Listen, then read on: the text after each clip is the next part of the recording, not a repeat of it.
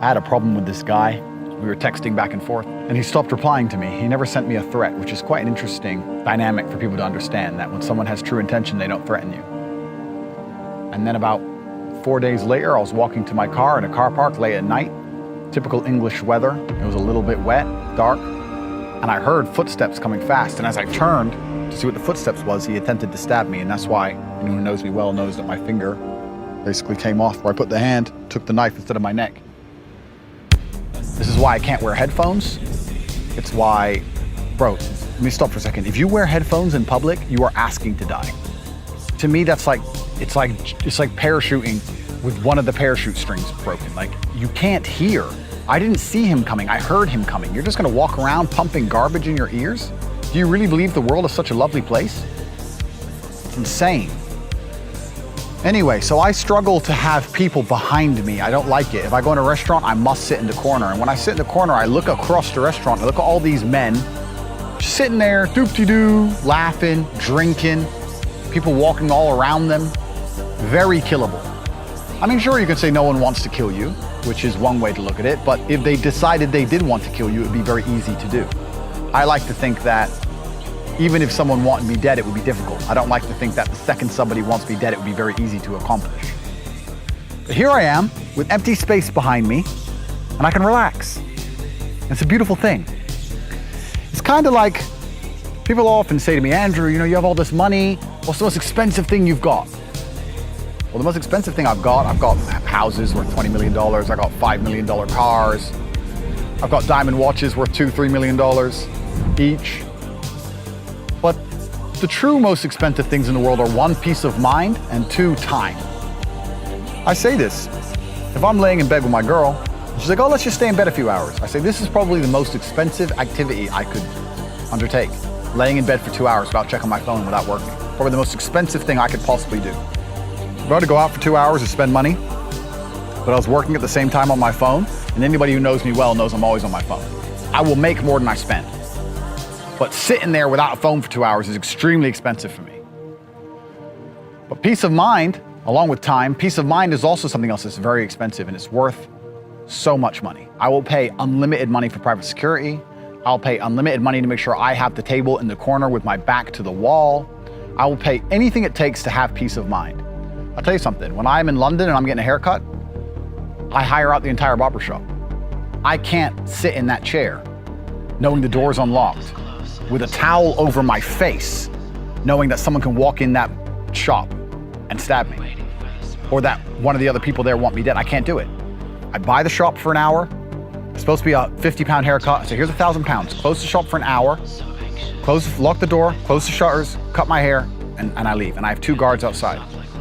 Because peace of mind is invaluable. It is truly what matters most. And I think most people understand this, which is why a lot of people don't try to get rich, because they prefer the peace of mind of just going to work and turning their brain off and watching TV. Peace of mind is worth more to them than being rich. I needed to be rich, but now that I have unlimited money, I have to use my money to try and get my peace of mind back. I'm not complaining, I'm just explaining to the people out there. So this is lovely. This is beautiful. I'm sitting relaxing. I'm not worried about anyone trying to kill me. I do think you get to a point in life where there's 2 things that happen when you get to a certain status in life. 1, you realize how much you need lawyers. You know, when I was a brokey, I used to hear about all these lawyers getting paid all this money, and I was like, why do you need lawyers all the time? Why are rich people always saying, call my lawyer? Why do you need a lawyer? I don't have a lawyer, because I was broke. When you're broke, you don't need a lawyer. You know the first thing you need when you get rich? A lawyer. Because the government comes after you, people sue you, baby mama wants more money, whatever.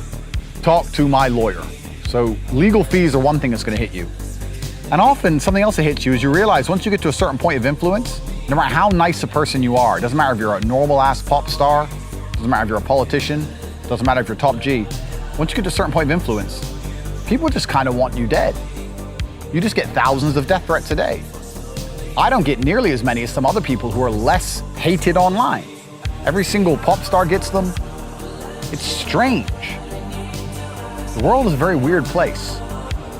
And I grew up in a world where death threats meant something. And I know that 99.9% of these death threats don't mean anything, but it's kind of crazy.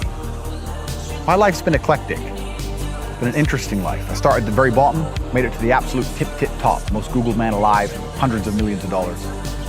And I'll certainly say it's better at the top. I would not change a thing about my life. But the lessons and experiences I've had when I was younger have certainly affected how I now live my life now that I'm very rich. And I feel like this TateSpeech hasn't really had a lesson, so let me give you guys a lesson. If you ever see me on the street, and it's starting to happen more and more, and I look nervous, I'm not rude. If I look angry with you or short-tempered because you want a picture, I don't want to be rude. I just don't like it. Not because I don't like you, not because I don't want you to have a photo. I don't like groups of men around me I don't know.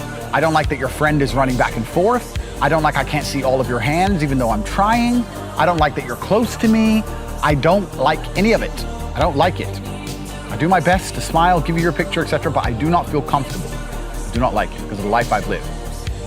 And another thing, if you ever ask me or you half know me and you say, hey, can you meet my friend? My friend really wants to. No, I don't want new friends.